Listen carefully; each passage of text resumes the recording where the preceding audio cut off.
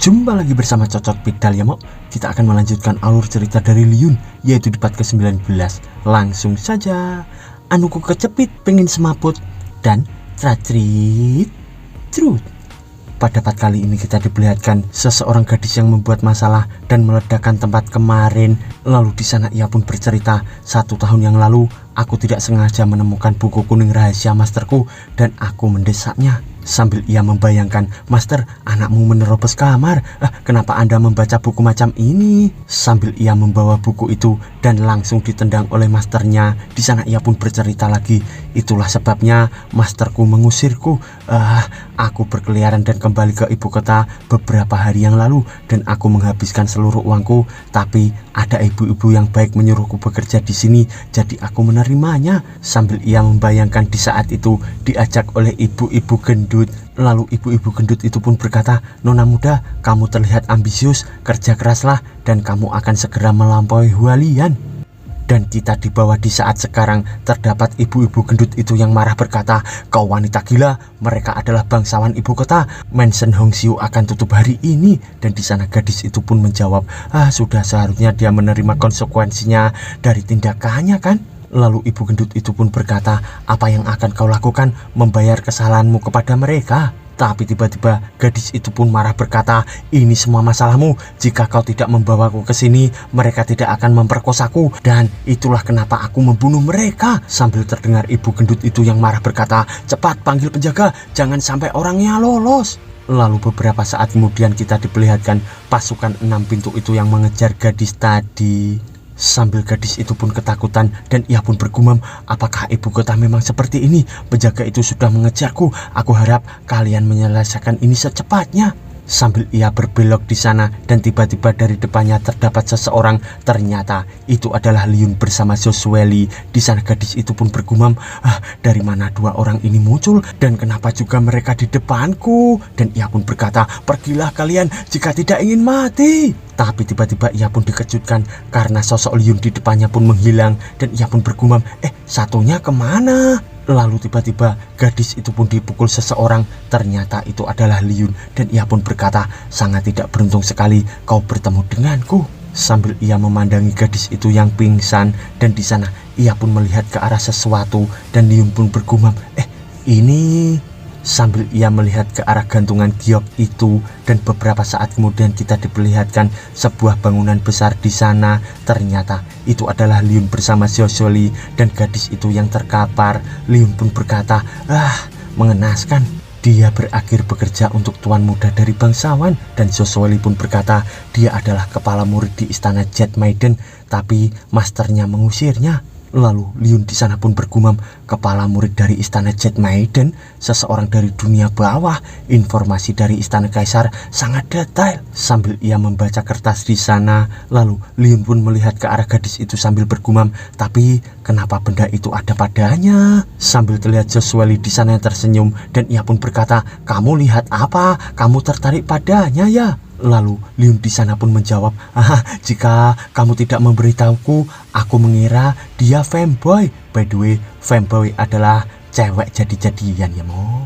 Lalu Liyun di sana pun ketakutan bergumam, "Hampir saja aku terperangkap. Aduh ya ampun, refleksku sungguh cepat." Dan ia pun berkata, "Aku menemukan token tentara pemberontak pada dirinya." Dan Josueli pun berkata, "Apa? Token tentara pemberontak?" Sambil terlihat token itu yang dibawa oleh Liyun dan Liyun pun berkata, "Ini adalah sesuatu yang kita pakai untuk memastikan identitas." Dan Josueli pun bertanya lagi, "Kamu bisa menggunakan itu untuk mengetahui identitasnya?" Dan Liyun pun menjawab, "Itu benar, tapi ini sedikit berbeda dengan yang dulu aku pakai. Seharusnya ini dibuat setelah batch awal." Tapi tiba-tiba gadis itu pun tersadar dan ia pun berkata, "Sial, sakit sekali. Ada apa ini? Kenapa aku pingsan?" Sambil ia marah-marah di sana. Dan ia pun langsung terkejut melihat leontinnya dibawa oleh Liyun dan ia pun berkata, "Leontin Gyoku, kembalikan, itu pemberian masterku." Sambil ia akan mengambil leontin itu dari Liyun dan tiba-tiba ia pun terkejut karena melihat sosok Liyun yang mengeluarkan aura kematian di sana. Dan Liyun pun berkata, "Duduk, bagaimana kau bisa mendapatkan ini?" Lalu gadis itu pun gemetar sambil bergumam, astaga, auranya mengerikan sekali. Dia pasti orangnya sangat kuat. Apa yang harus aku lakukan? Aku akan menakutinya menggunakan identitasku sebagai kepala murid istana Jet Maiden. Lalu tiba-tiba ia pun memberi hormat sambil berkata, maafkan aku salah, aku akan melakukan apapun untuk menebus kesalahanku pada ketua tentara pemberontak. Sambil gadis itu pun bergumam, aku lupa kalau aku sudah dikeluarkan. Sambil Liun pun memandangi gadis itu dan ia pun berkata, apa yang kau pikirkan? Aku hanya tanya, kau mendapatkan leontin ini dari mana? Lalu Liun pun bergumam, pose berlutut dia terlihat tidak asing, dia seperti Li Sue. Dan tiba-tiba terdapat Li Sue dari belakang yang berkata, Xiaoxian, itu kamu? Sambil gadis itu pun terkejut. Lalu Li Sue pun berkata lagi, kamu ngapain di sini? Sambil terlihat Liun yang mendekati Li Sue dan ia pun berkata, kamu tahu orang ini? Bagaimana kalian bertemu? Lalu Li Sue pun menjawab, kita bertemu 6 bulan lalu ketika aku masih jadi tunawisma. Dia kelihatan kurang ajar, tapi kita belajar satu sama lain. Sambil terlihat Joshua bersama Liun di sana bergumam, dia mungkin menjadi kasar, belajar darimu. Lalu tiba-tiba gadis itu pun berdiri sambil berkata, jadi kamu teman Li Sue? Aku kira bakal mati hari ini, ternyata enggak. Sambil Liun pun memandanginya bergumam, nona muda ini gak punya otak, pantas dia berteman dengan Li Sue. By the way, gadis itu kita panggil Xiaoxian ya Mo. Di sana Xiaoxian pun berkata, giok leontin itu aku dapat setahun yang lalu. Seseorang datang memberikannya pada masterku, lalu memberikannya pada aku. Lalu Liun di sana pun bertanya lagi, kau masih ingat siapa orang itu? Dan Xiaoxian itu pun menjawab, bagaimana aku bisa melupakannya, orang barbar dan orang buta. Sambil ia membayangkan 3 orang di sana bersama si buta itu. Dan Xiao pun berkata lagi, tapi pemimpinnya orang pakai topi jerami. Istana Jet Maiden melarang laki-laki untuk masuk.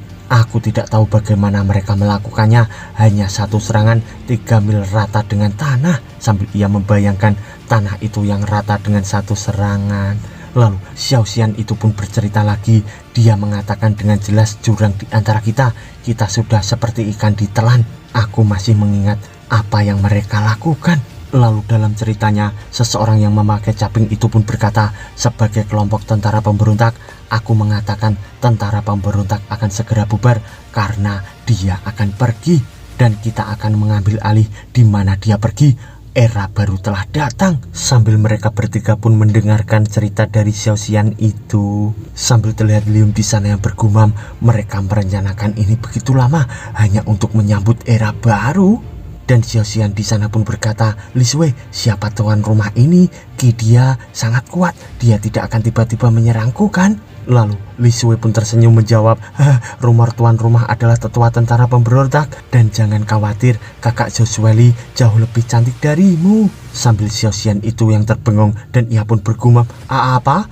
Aku mengatakan sesuatu yang memalukan. Sambil terlihat Liun di sana bertanya lagi, kamu tahu gunanya leontin giok ini? Xiaoxian di sana pun menjawab, masterku bilang ini untuk menyelamatkan hidupku. Dia tidak menjelaskan lebih detail. Lalu Liun di sana pun bertanya lagi, bagaimana bisa token ini menyelamatkan hidupmu? Aku bahkan tidak tahu ada pemberontak di sekutuku yang aku urus selama 5 tahun. Aku gagal sebagai pemimpin. Sambil terlihat Joshua di sana yang mendekat dan ia pun berkata, apa maksudmu gagal sayang? Mereka menyembunyikannya darimu. Itu bukan salahmu, itu adalah kesalahan bawahanmu. Sambil terlihat Liun di sana yang tersenyum berkata, kamu menghiburku ya sayang, itu masuk akal. Dan Joshua pun memalingkan wajahnya dan ia pun berkata, minta dipukul ya, bagaimana bisa aku menghibur orang bodoh sepertimu? Aku tidak mungkin membiarkan orang lain merendahkanmu, dan juga kamu tidak boleh merendahkan dirimu sendiri. Sambil kita diperlihatkan di langit sana terdapat kembang api yang dinyalakan. Lalu mereka semua pun memandangi kembang api itu dan Li Sue pun berkata, ini kan bukan hari libur, kenapa ada kembang api? Dan Xiaoxian di sana pun berkata, sinyal bantuan dari istana Jet Maiden, kenapa ada di sini? Lalu Liun di sana pun bertanya, maksudmu apa? Ada sesuatu yang terjadi di istana Jet Maiden? Xiaoxian pun menjawab, ya tidak salah lagi, aku harus segera kembali. Sambil terlihat Liun di sana tersenyum dan ia pun berkata, ayo pergi bersama, mungkin aku bisa membantumu. Lalu beberapa saat kemudian kita diperlihatkan pohon-pohon yang rimbun di sana. Ternyata ada 3 orang yang membawa senjata dan mencegat seseorang gadis di sana. Dan orang itu pun berkata, haha, kau selanjutnya Liang Ruyu dari istana Jet Maiden. Dan gadis itu pun marah berkata, kau bajingan, aku akan membunuh kalian semua. Dan di sana orang itu pun berkata, jangan khawatir, kita tidak akan membunuhmu jika kau melayani kami. Sambil kita diperlihatkan orang itu pun langsung dipukul oleh seseorang. Sambil terlihat ia yang terjatuh di sana dipandangi anak buahnya. Lalu kita diperlihatkan seseorang itu yang mendatanginya. Dan ketua bajingan itu pun marah berkata, siapa itu? Ternyata itu adalah Xiao Xian dan ia pun berkata, woi preman, beraninya tanganmu menyentuh orang dari istana Jet Maiden. Sambil ia akan melindungi gadis kecil itu. Dan di sana gadis itu pun berkata, kakak kau datang. Dan Xiao Xian pun berkata, jangan takut, aku di sini. Dan gadis kecil itu pun bergumam, kakak sangat percaya diri, aku yakin dia telah berlatih dan meningkatkan kekuatannya. Lalu dengan tatapan tajam, Xiao Xian di sana pun berkata lagi, setelah berkeliling di dunia bawah dan terlantar selama 6 bulan, aku mendapatkan kekuatan ultimate. Dan ketua penjahat itu pun terbengong dan ia pun berkata, aura yang menakutkan, apa dia akan membunuh kita? Tapi tiba-tiba Xiao Xian di sana pun berteriak sambil berkata, tolong, tolong, tolong aku. Sambil terlihat mereka berempat yang terbengong bertanya-tanya. Lalu kita diperlihatkan gadis itu dari belakang yang bertanya-tanya. Dan ia pun berkata, kakak, ada apa denganmu? Dan Xiao Xian pun menjawab, kau bodoh, kenapa kau tidak meminta bantuan? Apa kau mau ditangkap mereka dan hidup bahagia bersama mereka selamanya? Lalu ketua itu pun berkata, hahaha, bahkan jika kau teriak sangat kencang, tidak ada seorang pun yang membantumu. Hidupmu akan jadi pondasi dari era baru yang kita bangun. Tapi tiba-tiba ketua itu pun terkejut karena dari belakangnya ternyata anak buahnya pun kepalanya langsung hancur seketika. Dan ketua itu pun melirik ketakutan berkata, apa yang terjadi? Ternyata terdapat seseorang di depannya dan itu adalah Liun. Ia pun berkata, orang dari dinasti sebelumnya atau pesuruh dari era baru, sambil ia memainkan kerikil di sana. Lalu ketua itu pun ketakutan berkata, hei, siapa kau? Dan ia pun bergumam, dia kuat, jika aku ingin menang, aku harus memanggil bantuan dan menyerangnya. Dan tiba-tiba ia pun mengeluarkan kembang api itu dan mengarahkannya ke langit sambil berkata, panah yang menembus awan, datanglah ribuan pasukan. Sambil terlihat kembang api itu yang menyala di atas langit. Lalu ketua itu pun berkata lagi, hahaha, kau sendirian tidak akan bisa menang. Kau masih bisa lari sekarang. Sambil ia tersenyum di sana. Tapi tiba-tiba ketua itu pun menoleh kanan kiri dan ia pun bergumam, ini aneh, di mana mereka? Kenapa mereka belum datang? Dan Liun di sana pun berkata, haha, jangan khawatir, sebentar lagi mereka akan jatuh. Sambil terlihat ketua itu yang bertanya-tanya dan ia pun berkata, apa? Jatuh? Dan ternyata seseorang pun terjatuh di belakang ketua itu. Dan ketua itu pun ketakutan berkata, apa? Bukankah dia dari pasukan kegelapan? Sambil terlihat banyak orang yang terjatuh dari langit. Di sana ketua itu pun terkejut karena melihat beberapa orang yang sudah terjatuh tergeletak di sekelilingnya. Dan ketua itu pun ketakutan sambil berkata, monster, kau monster. Dan Liun di sana pun berkata, bisakah kau menjelaskan tentang era baru? Aku sangat penasaran. Sambil terlihat ketua itu yang hanya terdiam. Lalu dari belakang gadis kecil itu pun berkata, kakak, bagaimana kau bisa menyewa orang sekuat dia? Lalu dengan cepat Xiao Xian di sana pun menjawab, itu jelas karena kepribadian luar biasaku. Sambil terlihat ia yang sombong di sana. Lalu gadis kecil itu pun berkata, kakak, apa kau akhirnya mencapai titik itu? Kepala murid dari istana Jet Maiden sudah menjadi pelayan dari seseorang. Dan Xiao Xian di sana pun marah berkata, kemana pikiranmu berjalan-jalan? Aku tidak menjual diriku sendiri tahu. Sambil terlihat Liun di sana yang mendekati ketua itu dan ia pun berkata, siapa namamu? Siapa ketuamu? Dan ketua itu pun ketakutan berkata, namaku adalah Su Tauha dan ketuaku adalah Zhang San yang terkenal. Tapi tiba-tiba tangannya pun dipegang oleh Liun itu dan di sana terdengar suara yang patah. Ternyata itu adalah tangan dari ketua itu yang dipelintir oleh Liun hingga remuk dan kesakitan di sana. Lalu ketua itu pun terjatuh kesakitan dan Liun pun mendekatinya sambil berkata, "Tidak usah khawatir, kau takkan mati sekarang. Aku akan memberimu kematian sedikit demi sedikit sampai kau mengatakan informasi yang aku butuhkan." Lalu ketua itu pun ketakutan berkata, "Namanya dia adalah Lisi." Dan Liun di sana pun berkata lagi, "Kau agak susah diajak bicara ya." Tapi Xiaoxian di sana dari belakang pun berkata, "Itu tidak bagus. Babi yang sudah mati tidak pernah takut air mendidih. Sayangnya aku bukan ahli dalam interogasi.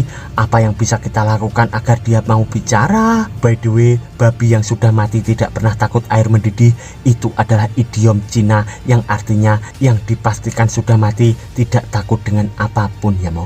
Sambil terlihat ketua itu yang berkata lagi, "Hahaha, bagaimana jika mencoba membuatku bicara dengan tubuhmu? Jika kau mau, aku akan berbicara semuanya yang ingin kau ketahui." Sambil ia melirik ke arah Xiaoxian dan ia pun bergumam, "Aku tidak takut dengan kematian, apalagi yang bisa mereka lakukan pada aku." Lalu Xiaoxian pun berkata lagi, "Yang aku bisa lakukan hanyalah membiarkan dia menelan obat dan melemparkannya ke dalam kandang anjing. Tapi dengan kemauannya yang begitu kuat, dia mungkin tetap tidak akan menyerah hanya dengan itu kan? Bagaimana jika kita menggeprek salah satu jari kakinya dengan batu bata, atau menusuk pantatnya dengan lilin, atau mungkin juga dengan kembang api? Ada lebih dari 26 metode interogasi lagi, tapi tidak ada yang akan bisa digunakan pada dia." Sambil terlihat Liun di sana bertanya, "Coba ulangi, apa nama klanmu?" Dan Xiaoxian di sana pun berkata, "Istana Jet Maiden." "Kenapa?" Lalu Liun di sana pun berkata, "Karena kepala murid dari kerajaan Jet Maiden sudah berbicara.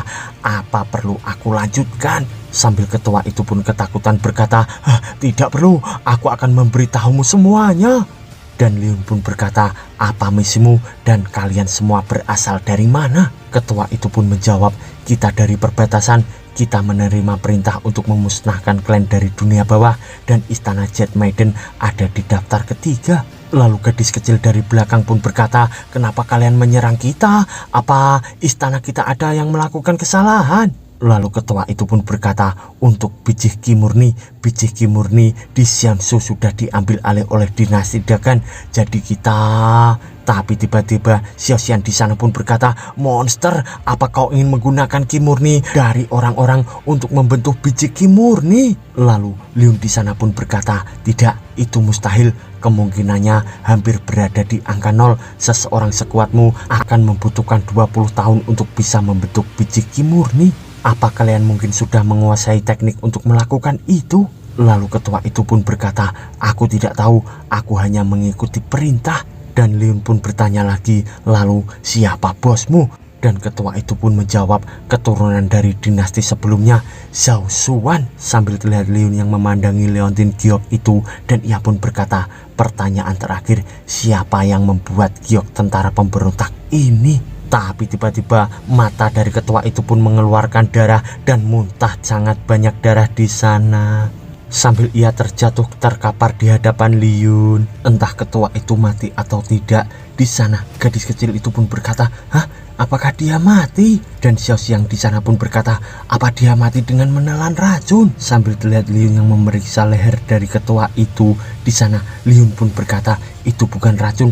Tidak terlihat perubahan di darahnya. Itu adalah kematian yang instan. Bahkan aku tidak melihat apa yang barusan dia lakukan. Sekarang ayo kita kembali ke kota terlebih dahulu. Aku akan mencari beberapa orang dari 6 pintu untuk mengautopsi jasadnya." Dan ia pun bergumam, "Sialan, jawabannya ada di sini. Dari kata terakhirnya, aku mengetahuinya. Salah satu dari teman lamaku berada di belakang layar semua ini. Tapi siapakah itu?"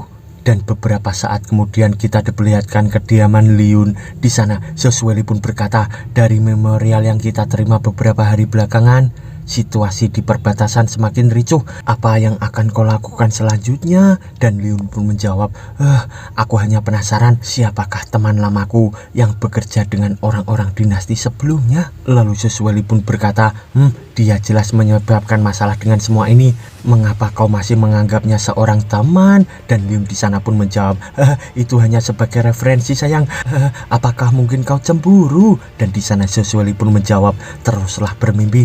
Aku adalah permaisuri dinasti Dagan. Mengapa juga aku memikirkan hal tersebut sepanjang waktu? Di samping itu, aku bahkan tidak tahu jika mereka perempuan atau pria, jika bukan karena kerutan wajah kekhawatiranmu itu. Sambil terlihat Liun di sana yang mendekat, dan ia pun berkata, tenanglah, aku tidak akan mengecewakanmu. Aku hanya ingin menyelesaikan masalah ini secepat mungkin. Jadi aku bisa menghabiskan waktuku bersamamu dengan damai sayang. Sambil terlihat Joshua di sana yang tersenyum, dan ia pun berkata, ya lebih cepat kita menyelesaikannya, lebih cepat juga kita bisa menghabiskan waktu bersama sayang. Lalu beberapa saat kemudian di tempat lainnya kita diperlihatkan sebuah kereta di sana. Lalu terdapat 2 orang di dalamnya, dan seseorang berambut putih pun berkata, ngomong-ngomong, apa yang terjadi di sana? Orang di depannya pun berkata, The Dark Rat sudah dibasmi. Sambil ia membawa boneka dengan ditusuk paku di sana. Lalu kita diperlihatkan lagi boneka itu, dan ia pun berkata, jika kau mengucapkan nama yang tidak seharusnya diucapkan, hanya kematian opsi satu-satunya. By the way, ternyata itu adalah dukun ya Mok, ia yang membunuh ketua penjahat tadi. Lalu orang berambut putih pun berkata, saman legendaris dari dinasti Nanman, apakah benar bisa membunuh dari ribuan kilometer jauhnya tanpa menyisakan jejak apapun? Lalu dukun itu pun berkata, itu bukan apa-apa, jadi lupakan misimu, hanya kau yang bisa melakukan misi ini. Lalu orang berambut putih itu pun menjawab, jangan khawatir, saudariku memiliki hati yang lembut, biarkan aku yang mengantarkan dia ke jalan kematiannya. Dan ternyata pria berambut putih itu adalah pangeran ketiga Dagan, yaitu Zhou Rouseng. Dan bersambung Mo.